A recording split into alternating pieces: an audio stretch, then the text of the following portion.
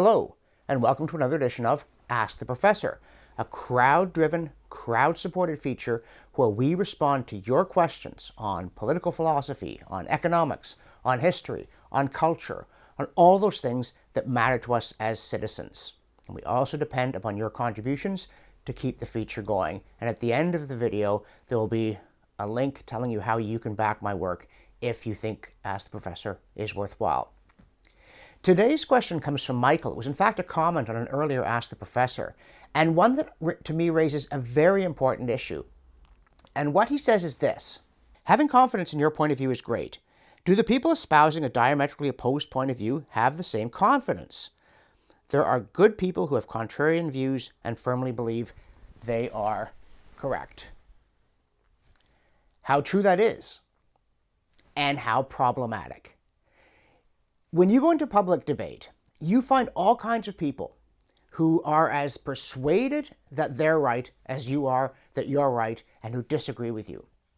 And it's tempting to dismiss people who disagree with you as either fools or knaves. And let me be clear, you do find both idiots and rogues in the public arena as you find them everywhere. But once you have eliminated them, at least in your own mind, you're stuck with this problem that there are people out there of conspicuous intelligence, well-informed, of goodwill, who don't agree with you about something. And what are we to do about this? And because of this dilemma, I really dislike the term ideologue. You know, there's sort of an ideologue is someone who persists in holding their own opinion even after I tell them mine. You know, that little, I am principled, you are stubborn, and she is an ideologue. Unfortunately, it doesn't work like that. And before getting into the difficulties of overcoming these kinds of disagreements, I think one point to me is quite clear.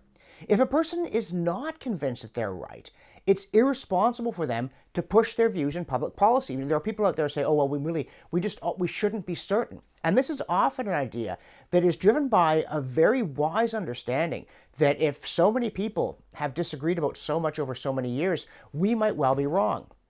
But if all the people with that kind of subtle appreciation of the dilemma withdraw from the field or mumble and look at their shoes and are tentative, you wind up with the problem that Yeats described in The Second Coming.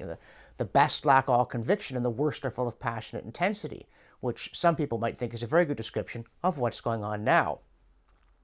So by all means, study an issue. Ask yourself, am I wrong? Try to think about what your view would look like from the outside and whether your treatment of evidence would seem reasonable.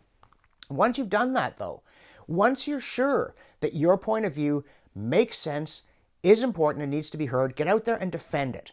But in that classic phrase, suaviter in modo, fortiter in re, that is to be gentle in manner while firm on substance. Far too often, you see the opposite, particularly in politics. It's funny how the most partisan people are often the ones who seem to have the least attachment to principle. Perhaps there's a guilty conscience yelling. You've always got to understand that somebody else might be right and you might be wrong, but you can't let it paralyze you. You've always got to think to yourself, how does a viewpoint that seems to me to be inane actually make sense? Can I understand this view from the point of view of its adherents? Because if I can't, I shouldn't criticize it because I'm missing something. It's not to say, that to understand it is necessarily to agree with it. But I really dislike this phrase about evidence-based decision-making because it's really a cheap shot. What it's saying is, my views are based on facts, your views are just stupid or ill-intentioned or both. It's a refusal even to try to see how, from the other person's point of view, the evidence supports what they have to say. Once you do that, once you achieve some kind of grasp of what other people are saying, then you can ask yourself in a fair-minded way, is my treatment of evidence something that I would find repellent or foolish if the people who disagree with me were doing it? Am I going through sources tendentiously? Am I taking quotations out of context? Am I committing any number of sins that I would regard as unpardonable if an adversary in debate did it? And can I avoid the classic pitfalls? The conservative thinks that liberals are stupid, and the liberal thinks the conservatives are nasty. And that's just a bunch of name-calling. Can I critique the opposing point of view without using either the term rogue or the term fool or any functional equivalent of it. Because there are important issues at stake, no matter where you look, from questions of foreign policy, national security, to economics, should we or should we not raise the minimum wage, to social issues. Is abortion on demand a vindication of women's rights or an appalling impairment of human dignity? They can't both be true. I don't think in most of these arguments it's possible that neither is true, at least to a significant degree.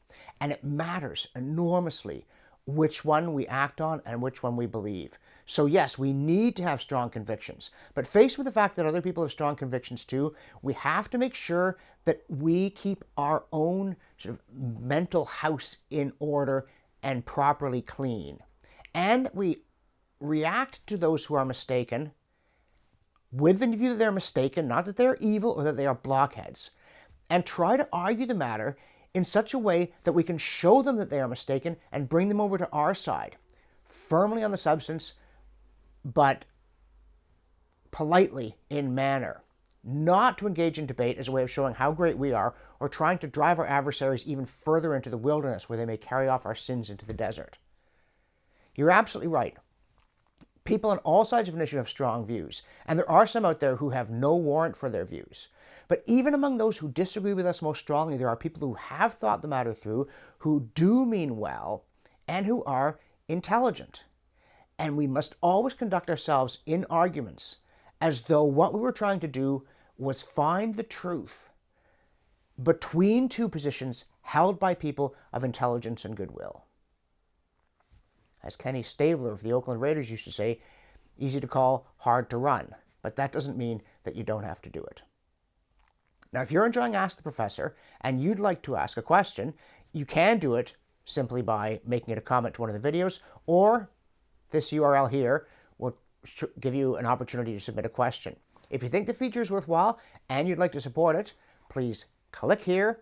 That will take you to the Yes, I'll Help button on my website, where you can make a one-time or monthly pledge to sustain Ask the Professor, my other videos, my documentaries, all the work that I do, because I am dependent on you, the viewer and the reader, to be able to continue to work, to feed my family, to keep all the things that I produce coming. Thanks for watching. We'll see you next time.